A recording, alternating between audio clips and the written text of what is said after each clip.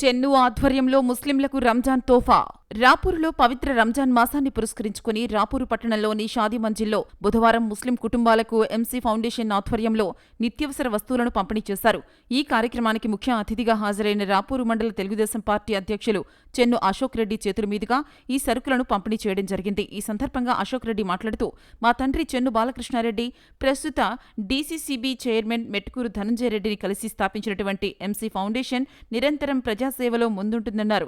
అందులో భాగంగానే నేడు సుమారు 200 మంది ముస్లిం సోదరులకు రంజాన్ తోఫాగా నిత్యావసర సరుకులను అందజేశామన్నారు.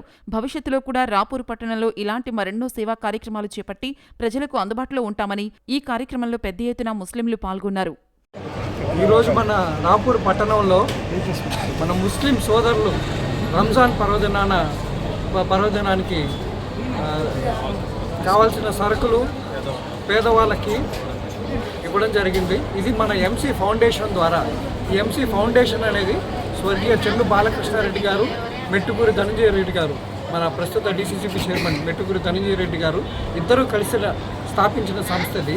దీని ద్వారా ఎన్నో విధమైన మంచి కార్యక్రమాలు చేపట్టాలని ఈ రాపూర్ పట్టణాన్ని వృద్ధి చేసే కార్యక్రమాలు చేపట్టి అందరికీ అందరికీ అందుబాటులో ఉంటూ అందరి అవసరాలను తీరుస్తూ సేవ చేసేదే దీని లక్ష్యం. ఈరోజు దాదాపు ఒక 100 మంది ముస్లిం సోదరులకు 200 మంది ముస్లిం సోదరులకు ఈరోజు అందరికీ ముడి సరుకులు అందించి రంజాన్ తోఫా కానుక ఇవ్వడం జరిగింది. అందరికీ రంజాన్ శుభాకాంక్షలు.